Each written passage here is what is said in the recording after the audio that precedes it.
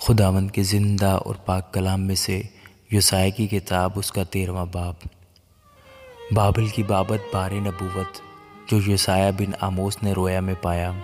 تم ننگے پہاڑ پر ایک جھنڈا کھڑا کرو، ان کو بلند آواز سے پکارو اور ہاتھ سے اشارہ کرو کہ وہ سرداروں کے دروازوں کے اندر جائیں۔ میں نے اپنے مخصوص لوگوں کو حکم کیا، میں نے اپنے بہادروں کو جو میری خداوندی سے مسرور ہیں بلایا ہے کہ وہ میرے قہر کو انجام دیں۔ پہاڑوں میں ایک ہجوم کا شور ہے، گویا بڑے لشکر کا، مملکتوں کی قوموں کے اجتماع کا غوغا ہے۔ رب الفاظ جنگ کے لیے لشکر جمع کرتا ہے۔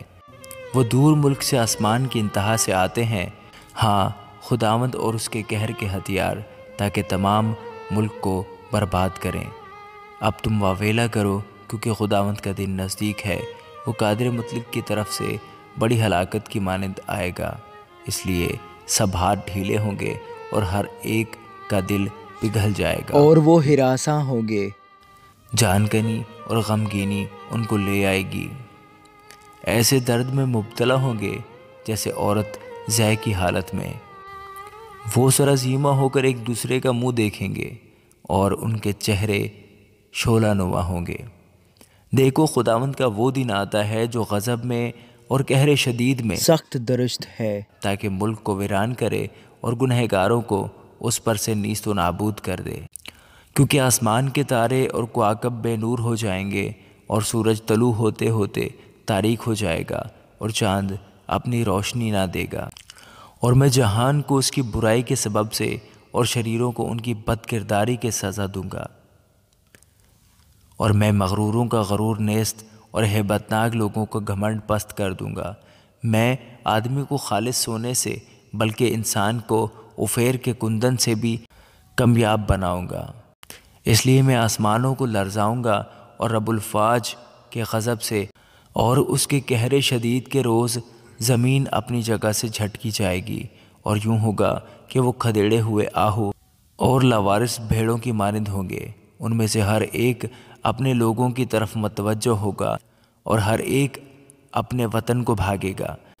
ہر ایک جو مل جائے آر پار چھیدا جائے گا، ہر ایک کو جو پکڑا جائے تلوار سے قتل کیا جائے گا، اور ان کے بال بچے ان کی آنکھوں کے سامنے پارا پارا ہوں گے۔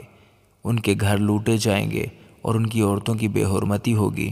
دیکھو میں مادیوں کو ان کے خلاف برانگیختہ کروں گا، جو چاندی کو خاطر میں نہیں لاتے اور سونے سے خوش نہیں ہوتے۔ ان کی کمانیں جوانوں کو ٹکڑے ٹکڑے کر ڈالیں گی، اور وہ شیر و خواروں پر ترس نہ کھائیں گے، اور چھوٹے بچوں پر رحم کی نظر نہ کریں گے۔ اور بابل جو مملکتوں کی حشمت اور کسدیوں کی بزرگی کی رونق ہے، سدوم اور عمورہ کی مانند ہو جائے گا، جن کو خدا نے الٹ دیا۔ وہ ابد تک آباد نہ ہوگا، اور پشت در پشت اس میں کوئی نہ بسے گا۔ وہاں ہرگز عرب خیمے نہ لگائیں گے، اور وہاں گڈریے گلوں کو نہ بٹھائیں گے۔ ہر بن کے جنگلی درندے وہاں بیٹھیں گے، اور ان کے گھروں میں الو بھرے ہوں گے۔